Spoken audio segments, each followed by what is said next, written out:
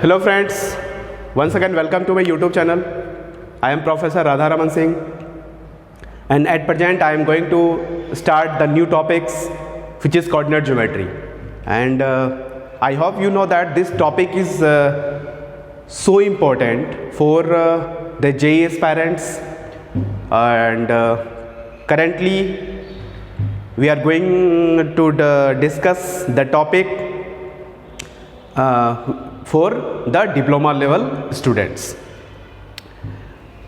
हम लोग को ये पता है कि कोऑर्डिनेट ज्योमेट्री एक ऐसा टॉपिक है मैथमेटिक्स का जो कि बहुत ही इंटरेस्टिंग होता है, और सिर्फ इंटरेस्टिंग ही नहीं, ये भी आपको बता दें कि यहाँ से क्वेश्चन 100% बनते हैं, चाहे वो किसी भी लेवल का एग्ज़ाम हो, चाहे वो किसी भी कम्पिटिटिव एग्ज़ाम हो। यहाँ से क्वेश्चन छूटते नहीं। अगर आप ढंग से पढ़े हुए हैं इस चैप्टर को तो क्वेश्चंस 100% बनेंगे, इट्स माय गारंटी, क्योंकि मुझे पता है कि आप यहाँ से क्वेश्चन बना सकते हैं। ठीक है, मुझे बहुत आशा है कि आप अगर इसको बहुत अच्छे से तरह से पढ़ेंगे तो क्वेश्चंस आप इजी वे में डील कर सकते हैं। ठीक है, तो ज़्यादा समय ना गवाते हुए मैं टॉपिक्स पे एंट्री मारता हूँ और मैं आपको बताऊँगा कि इसमें क्या क्या पढ़ना है, और फिर इसका शुरुआत जिस टॉपिक से करेंगे वहाँ से हम लोग इसको डिटेल वाइज पढ़ाई करेंगे। तो हम लोग जो टॉपिक पढ़ने जा रहे हैं उसका नाम है कोऑर्डिनेट ज्योमेट्री। ठीक है दोस्तों, मैं आपको बता दूं कि कोऑर्डिनेट ज्योमेट्री को भी और कई नामों से जाना जाता है। इसका दूसरा नाम है प्लेन ज्योमेट्री। प्लेन ज्योमेट्री इसलिए क्योंकि ये प्लेन में पढ़ाई करते हैं, इसको प्लेन में पढ़ते हैं, मतलब इसको 2 डायमेंशन में पढ़ते हैं। 2 डायमेंशन मीन्स एक है आपका एक्स डायमेंशन, दूसरा वाई डायमेंशन, दोनों को मिला देंगे तो 2 डायमेंशन, और 2 डायमेंशन हमेशा प्लेन होता है, इसलिए हम लोग इसको प्लेन ज्योमेट्री भी बोलते हैं, और चाहे तो इसको 2 डायमेंशनल ज्योमेट्री भी बोल सकते हैं। ठीक है, ये आपका है कोऑर्डिनेट ज्योमेट्री। इसमें जो टॉपिक्स हमको कवर करने हैं, क्या क्या पढ़ने हैं, वो आपको मैं बता दे रहा हूँ। तो इसमें जो पहले टॉपिक्स है वो है आपका पॉइंट एंड डिस्टेंस। सबसे पहला पॉइंट एंड डिस्टेंस, ये आपको पढ़ना है। ठीक है, दूसरा आपको पढ़ना है स्ट्रेट लाइन। स्ट्रेट लाइन, ठीक है, ये आपको दूसरा पढ़ना है। तीसरा जो इसमें पढ़ना है आपको वो है आपका pair of straight line. Pair of straight line, straight line को शॉर्ट फॉर्म में ST डॉट लिखते हैं। क्लियर। चौथा जो इसको आपको पढ़ना है वो है आपका सर्कल, ये आपका सर्कल हो गया। पांचवा जो इसमें पढ़ाई करना है वो है आपका पाराबोला। ठीक है, छठा जो टॉपिक इसमें आपको कवर करना है वो है आपका इलिप्स, और सातवां जो चैप्टर इसमें कवर करना है वो है आपका हाइपरबोला। क्लियर। ये 7 चीज़ आपको कोऑर्डिनेट ज्योमेट्री के अंदर में पढ़ना है। फर्स्ट पॉइंट एंड डिस्टेंस, दूसरा स्ट्रेट लाइन, तीसरा पेयर ऑफ स्ट्रेट लाइन, चौथा सर्कल, पांचवा पाराबोला, छठा इलिप्स और सातवां हाइपरबोला। आपको बता दें, पेयर ऑफ स्ट्रेट लाइन से लेकर के हाइपरबोला तक हम लोग इसको बोलते हैं कोनिक सेक्शन। कोनिक सेक्शन, क्योंकि ये सारा का सारा पार्ट जो है कोनिक का पार्ट है। कोनिक को अगर हम डिफरेंट वे में कट करेंगे, ठीक है, तो हमको ये सारा चीज़ मिलेगा। इसीलिए pair of straight line, circle, parabola, ellipse और हाइपरबोला को कोनिक सेक्शन के अंडर में रखा जाता है। लेकिन आपको बता दें, जब हम पाराबोला से पढ़ते हैं तब हम लोग कोनिक सेक्शन पढ़ते हैं, लेकिन आपको बता दें एक्चुअली कोनिक सेक्शन आपका पेयर ऑफ स्ट्रेट लाइन से ही स्टार्ट हो जाता है। क्लियर। तो ये आपका है टॉपिक्स जो हम लोग को कवर करने हैं, किसके अंडर में, तो कोऑर्डिनेट ज्योमेट्री के अंदर में। ठीक है, अब मैं स्टार्ट करने जा रहा हूं पहला पॉइंट, पहला टॉपिक्स जिसका नाम है पॉइंट एंड डिस्टेंस। ठीक है, यहां तक देखिए, फिर आगे बात करते हैं।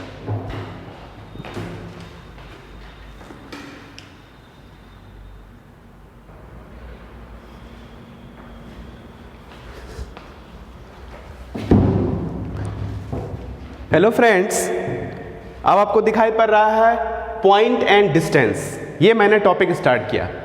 आप देख रहे होंगे कि एक फ्रेम मैंने ट्रेस किया हुआ है। एक है एक्स एक्सिस हॉरिजॉन्टल लाइन और एक है वर्टिकल लाइन जिसको हम लोग बोलते हैं वाई एक्सिस। एक्चुअली ये जो एक्स है ये एक्स एक्सिस है और ये जो वाई है ये एक्चुअली वाई एक्सिस है।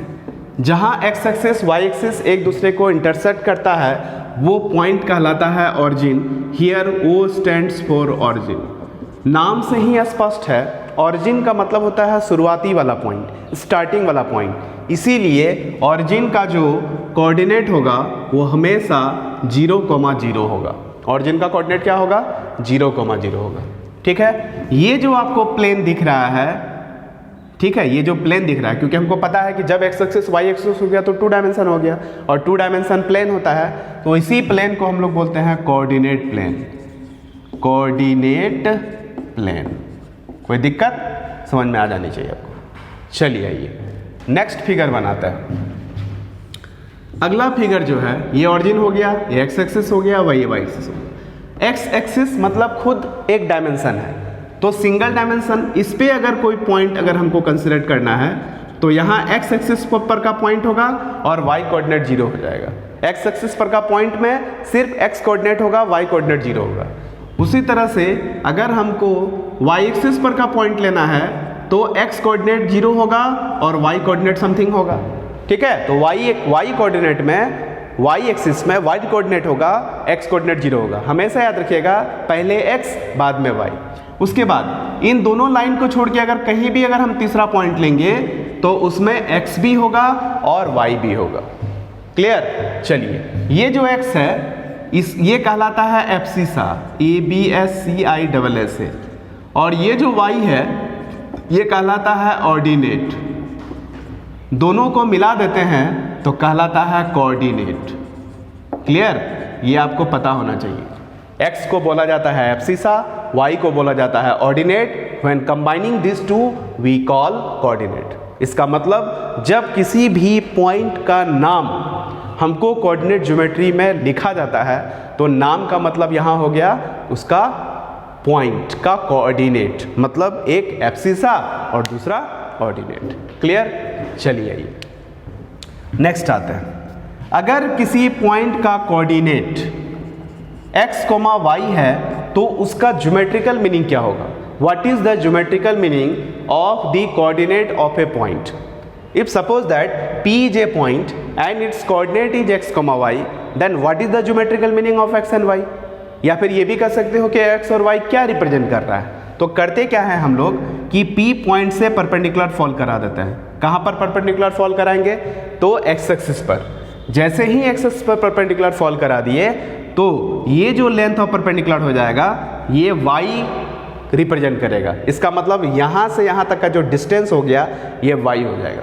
उसी तरह से P पॉइंट से अगर हम y एक्सिस पर परपेंडिकुलर फॉल करा दें तो जो ये डिस्टेंस हुआ ये कहलाएगा आपको x। तो this is x and this is y। Clear? अगर कोई पूछे कि किसी पॉइंट का कोऑर्डिनेट x, y है तो what is the geometrical meaning of x and y, तो यू कैन सी या you can show like this. आप इस तरह से दिखा सकते हैं। क्लियर? नेक्स्ट आइए। अब हम लोग क्या करते हैं, इसी तरह से जब हमको किसी पॉइंट का कोऑर्डिनेट पता हो गया P का कि ये x और y है तो ये डिस्टेंस हमको पता हो गया y और ये डिस्टेंस हमको पता हो गया x। ये मान लो यहाँ m, यहाँ n, ये ऑरिजिन। अब क्योंकि ये रेक्टेंगल दिख रहा है और रेक्टेंगल का हम लोग को फीचर पता है कि रेक्टेंगल में आमने सामने का साइड सेम होता है, तो ये x है तो ये भी x होगा और ये y है तो ये भी y हो जाएगा। अब हम क्या करते हैं, O से P को मिला देते हैं। जैसे ही O से P को मिलाएंगे तो यहाँ भी एक लाइन सेगमेंट मिला OP, तो OP जो है यहाँ लिख सकते हैं इन राइट एंगल ट्रायंगल। कौन सा राइट एंगल ट्रायंगल? तो OMP में। OMP में क्या लिख सकते हैं कि OP का जो स्क्वायर होगा वो OM का स्क्वायर हो जाएगा और प्लस MP का स्क्वायर हो जाएगा। तो OM मतलब x का स्क्वायर और प्लस OP मतलब y का स्क्वायर। तो देयरफॉर OP जो हो जाएगा वो square root of x square plus y square हो जाएगा। ये जो OP है यही कहलाता है आपका क्या? Distance formula from point P, sorry distance formula of P from point O, मतलब ऑरिजिन से डिस्टेंस हो गया। This is equal to distance of point P from O। O means origin. Clear? तो ये बातें आपको समझ में आ गई। इसका मतलब कोई भी पॉइंट रहेगा उसका कोऑर्डिनेट दिया हुआ रहेगा तो हम ऑरिजिन से उसका डिस्टेंस पता कर सकते हैं। ठीक है, तब तक इसको देखिए, मैं फिर लौटता हूँ।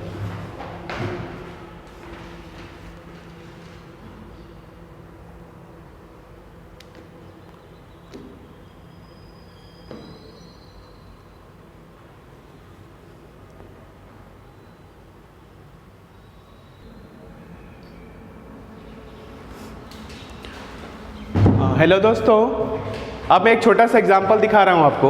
अगर आपसे पूछा जाए find the distance of a point P -3,4 from origin, so simple, तो सॉल्यूशन हो जाएगा OP is equal to, obviously x की जगह में -3 है, y की जगह में 4 है, तो हो जाएगा -3 का स्क्वायर प्लस 4 का स्क्वायर, कहने का मतलब 9 + 16 का स्क्वायर रूट, 25 का square root, 5 unit.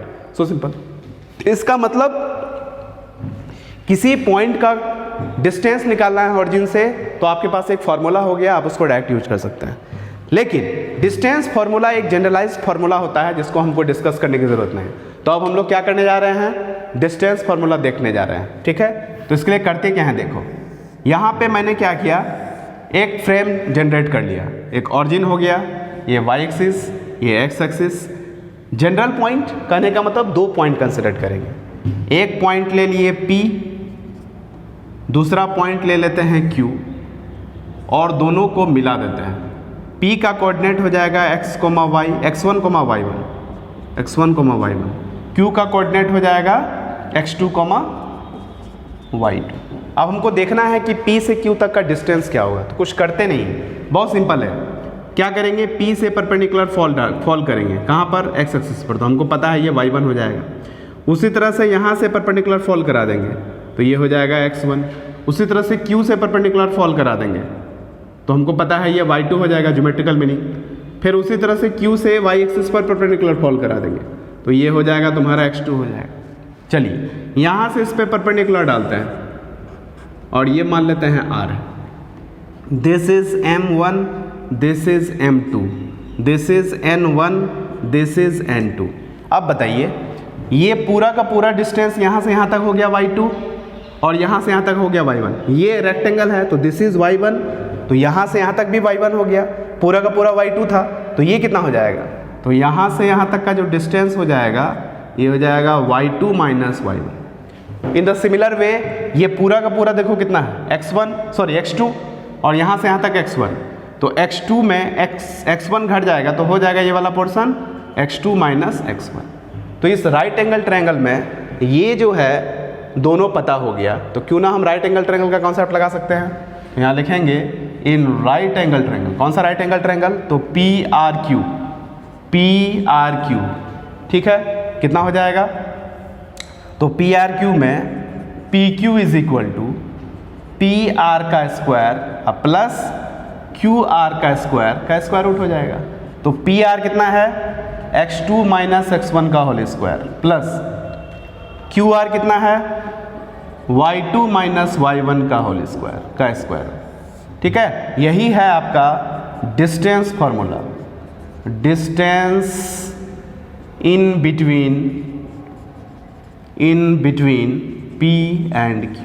This is the generalized distance formula and you can find the distance between any 2 points which you have to give. अगर आपको दिया जाए कि बाबू बताइए कि इन दोनों पॉइंट के बीच का डिस्टेंस क्या होगा, तो आप आराम से बता सकते हैं, कोई बहुत बड़ी बात नहीं है। ठीक है, तो एक एग्जाम्पल हम लोग देख सकते हैं। ठीक है, एक छोटा सा एग्जाम्पल देख लो। क्या करने के लिए कह रहा है, फाइंड द डिस्टेंस निकालने के लिए कह रहा है, किसके किसके बीच में, तो बिटवीन द पॉइंट्स क्या क्या पॉइंट्स है, तो एक पॉइंट है 3, -4, दूसरा है 0,7 Q। ये 2 पॉइंट है, तो कुछ करना नहीं, सीधे लिखेंगे सॉल्यूशंस। यहाँ लिखेंगे PQ इज इक्वल टू कितना होगा, x2 - x1, तो 0 -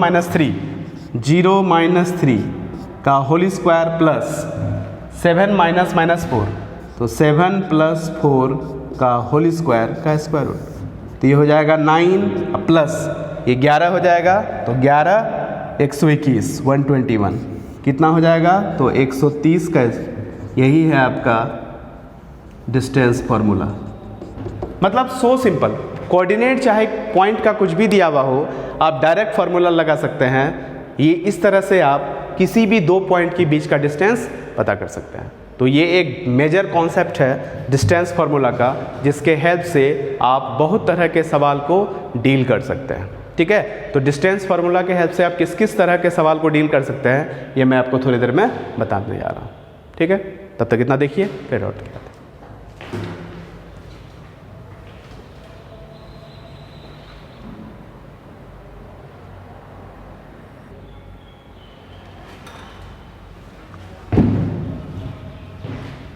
हेलो फ्रेंड्स,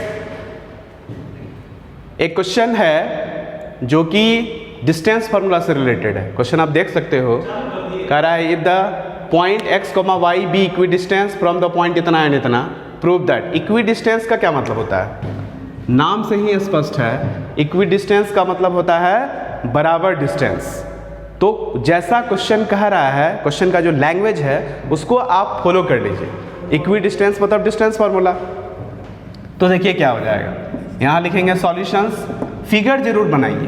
कहता है कि कोई एक पॉइंट है x, y और वहाँ से दो पॉइंट जो है इक्वी डिस्टेंस है। एक पॉइंट है 6, -1 और दूसरा पॉइंट है 2, 3। तो यहाँ से इसको मिलाइए और यहाँ से इसको मिलाइए, और ये कह रहा है इक्वी डिस्टेंस है। तो इक्वी डिस्टेंस आप इस तरह से दिखा सकते हैं। नाम भी कुछ लिख दीजिए, ये P है, ये Q है, ये R है। तो यहाँ लिख सकते हैं according to question PQ is equal to PR, this imply PQ square is equal to PR का स्क्वायर। PQ का स्क्वायर मीन्स ये हो जाएगा आपका x - 6 का होल स्क्वायर प्लस y + 1 का होल स्क्वायर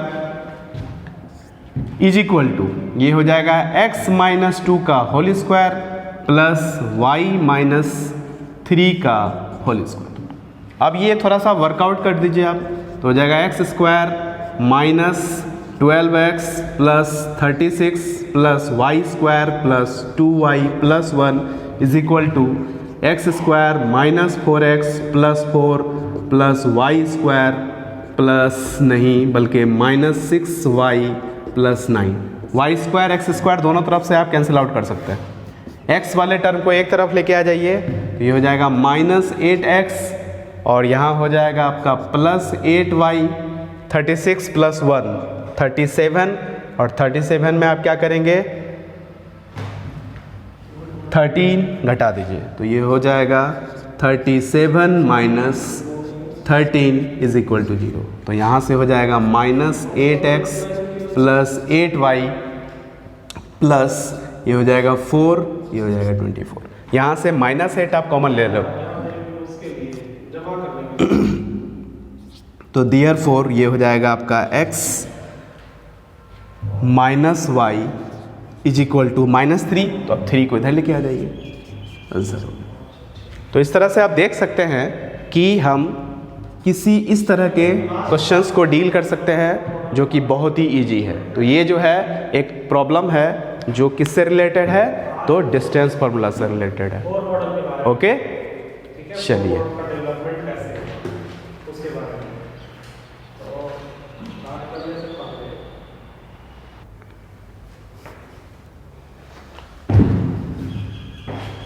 हेलो फ्रेंड्स, अगला जो प्रॉब्लम है वो है कॉलिनियर पॉइंट्स। कॉलिनियर पॉइंट से भी रिलेटेड सवाल जो है डिस्टेंस फार्मूला का यूज करते हुए हम लोग बना सकते हैं।